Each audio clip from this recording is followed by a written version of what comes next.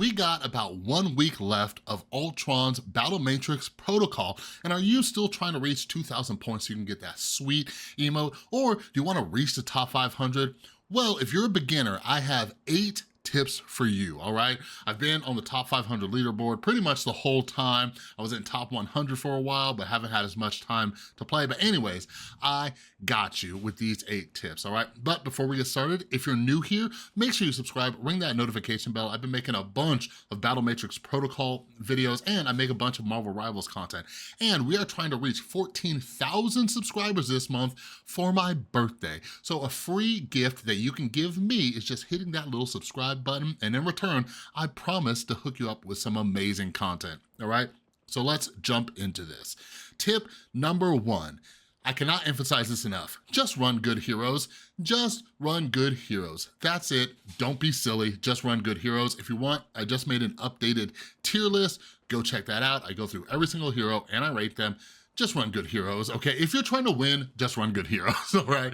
I've done a bunch of experimenting in recent days, trying out all sorts of different heroes and different things, and there are just so many heroes where I'm just like, why am I even bothering with these subpar heroes? Like, it's fun to experiment. Don't get me wrong, winning's not everything, but if you wanna win, just run the good ones. Go check out tier lists. If you want, go check out the leaderboards. If people don't have their profiles on private, you can see what they're running. You'll get a good idea. Like, for example, if you want a good tank, just run Venom, okay? If you want some good healers, you know, Adam Warlock is great. Jeff is great. Invisible Woman is great. I'm starting to like Cloak and Dagger a little bit more. Black Widow, S tier, you know? Iron Man, amazing. So anyways, just run good heroes if you want to win. Tip number 2, learn the economy. This could be a whole video in and of itself, and guess what? I made an entire video on this, but if you are new to this game mode, if you're a beginner and you're trying to win, you're trying to learn how the money system works. Please, please, please go watch my other video. I do a pretty in-depth guide on money management. But yeah, a couple basic things real quick is pay attention to how much interest you're gaining, okay? You can gain a maximum of 5 interest. You get 1 interest per every 10 that you save. So you typically wanna stay above 50 units so you can get the maximum interest. And there are also win streak bonuses and loss streak bonuses. But anyways, money is the name of this game. It's how you buy upgrades, you know, for the different roles, all those different little colored cards. You get those with money, so you want to pay attention to the economy. Once you have a basic understanding of the economy, you can start doing, you know, some different strategies, you know, buying and saving and re-rolling and all that kind of stuff. But just overall, please understand the economy if you want to get better at this game mode. Tip number 3, this is something I didn't learn until later, but be careful during the bot rounds, because if you lose, you only get 1 ability. This is something that I didn't learn until way too late, okay? When I started playing around with going for loss streak bonuses and all that, I realized that when you lose to the bots, it will only give you 1 ability to choose from, and you cannot re-roll it.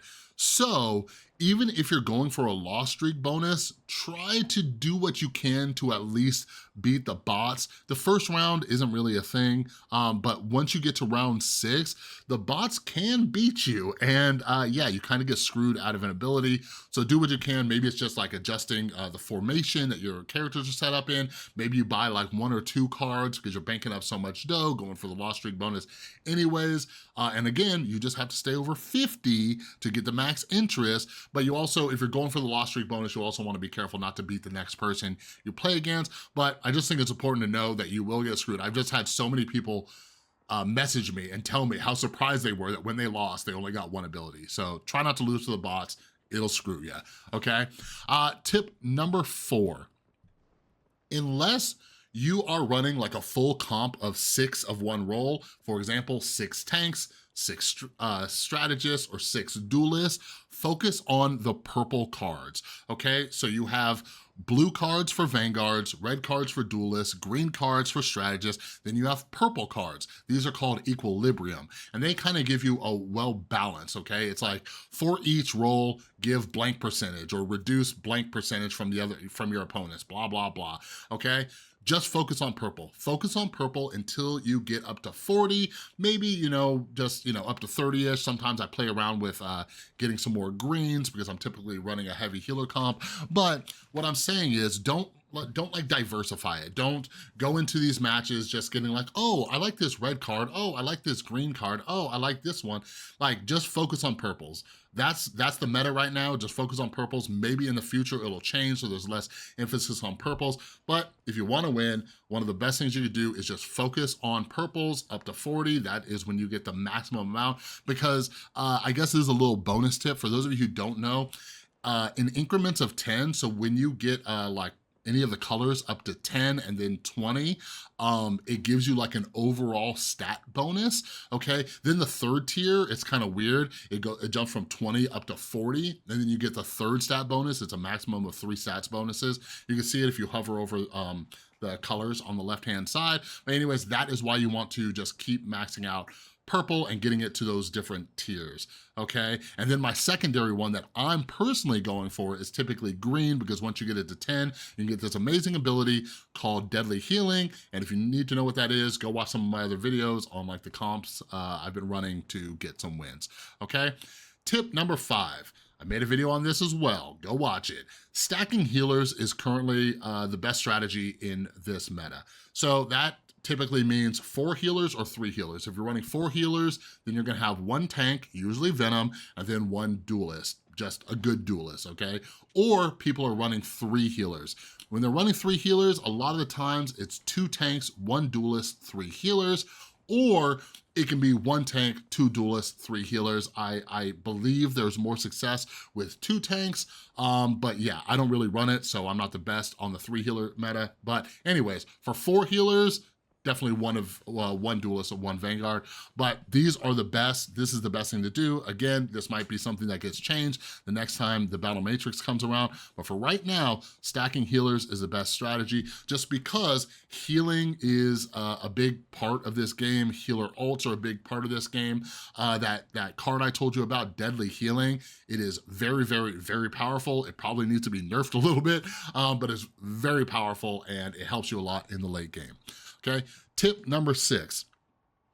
A lot of people ask me like, what card should I be looking out for? Someone had a good idea of like a card tier list, but I would have to like get screenshots of all the cards and stuff. But anyways, tip number 6 is go for fast ultimate upgrades, okay? These are huge. Obviously, in the game of Marvel Rivals, ultimate abilities are massive. So you wanna go for fast, anything that upgrades your ultimates, whether it's, giving you ult charge. There's, some legendary cards that give you a chance to not use any of your energy when you do your ultimate, meaning that you could do your ultimate multiple times. These are all very good cards. When I'm going a healer heavy comp, if I see charge acceleration, which is the specific card for ultimate charge, if I see that for green, I'll just go ahead and grab that just because it's very helpful, because healer ults are big. So those are some of the main cards you should be looking for, is for ult charge. Tip number 7, I cannot stress this enough. Revives are absolutely huge in Battle Matrix Protocol, okay? Do whatever you can to get revives. There is a legendary card that allows people to revive after their first KO with a certain amount, I think with a certain amount of health, something like that. But yeah, revives are very, very, very big. It's one of the reasons that Adam Warlock is a very good strategist to have in your lineup in this game mode. Rocket, I'm still not completely sold on Rocket, but Rocket has his respawner. But yeah, Adam Warlock is great. There are abilities that help you, or ability cards that help you revive. Please try to get those. Revives are big. One of the reasons being, I believe when it goes into overtime, the way it's deciding who the winner is who has more people alive. So even if you kill their entire team, if they revive and they only kill like 1 person on your team, they're gonna win because they have everybody alive and you have 1 down. So revives can be the difference in an overtime match. Lastly, tip number 8, just leave and don't waste your time if there's not a clear path to come back, okay? Comebacks are possible in this game, especially if you're sandbagging early and going for the loss streak, you could definitely come back. But once you get in the groove of this game and you know what ability cards like for your heroes that you're looking for early game, you can tell if you're gonna lose. If you're just off to a bad start, if you're getting to level up your cards to like 20 or whatever, and you're seeing no legendaries, and then if you check your opponents and they have legendaries and they're getting like the revives and the ultimates and all these other things, and you're just far behind, just don't waste your time. These games can, like, if you go to the end, they're 30 to 40 minutes long, and for me personally, I prefer not to waste my time because the way this point system works is that you gain way more than you lose, okay? Like for wins, I've gained as much as like 150 plus points. Then for losers, I might lose like a third of that or less, you know what I mean? So just leave, don't waste your time. Now, I will put a little caveat in. The point system, I don't know if they've changed it or if it's just different at my MMR in this, but I've been winning less. Like when I get first place, sometimes I get like 50 to 70 points. Very weird. But I think for the majority of people, you're winning way more than you're losing. If you're like me, and time is scarce, like I work a full-time job, I have a son, I have a beautiful fiance, you know, I got things to do. Like I don't wanna sit there and waste 40 minutes of my life if I don't have a clear path to come back. So if you can, just leave. All right, but anyways, those are 8 tips. For those of you who are veterans in this game, let me know your tips down in the comments below. But yeah, a couple of things before I leave. One of them is I was running a giveaway over on my Twitter if you wanna go check that out. By the time you watch this, it might still be going. We'll see, I'm gonna do pick the winner later tonight. So go check that out. My Twitter is linked down below. It is my pinned tweet. Second, if you're new, make sure you subscribe. Trying to hit 14,000 subscribers. It would be amazing. I would greatly appreciate it. Hit that subscribe button. All right, but anyways, that's all I got. Have an amazing rest of your day. I'll see you in the next one.